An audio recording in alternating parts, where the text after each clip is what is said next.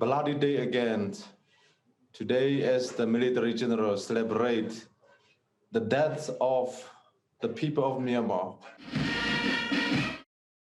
Well, let's get some analysis from Harn Yawnghwe. He's the founder and executive director of the Euro-Burma Office and joins us from Montreal in Canada. Really appreciate your time. Now, this level of violence that we're seeing in Myanmar at the moment, was this just an inevitability as the military does seem to become more desperate to quell any sort of dissent in that country?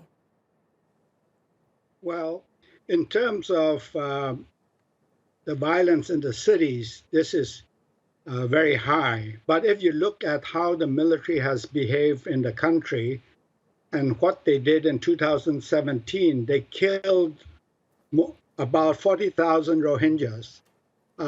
And that was in the same way. The Rohingyas were unarmed.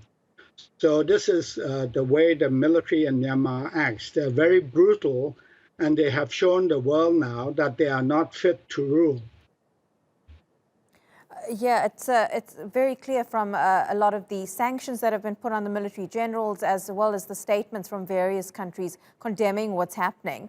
But Han, in 2015, you actually helped facilitate an agreement between various armed factions and the government there.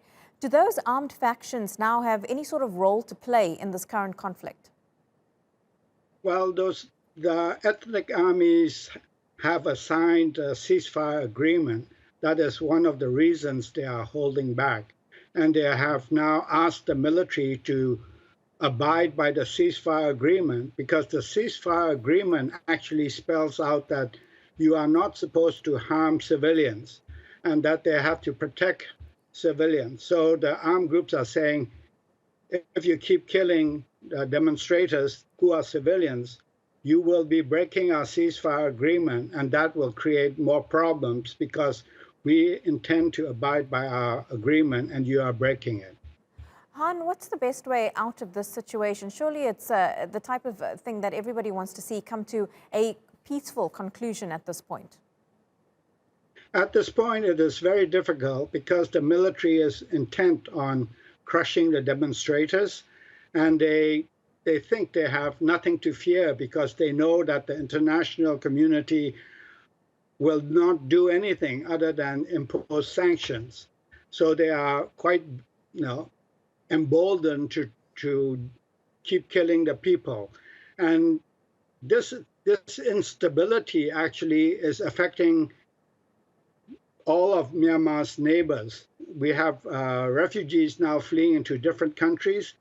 And I would say the neighboring countries need to act. If they don't want to act for democracy, if they don't want to act for human rights, they have to act for their own economic interests, because this will affect them very badly.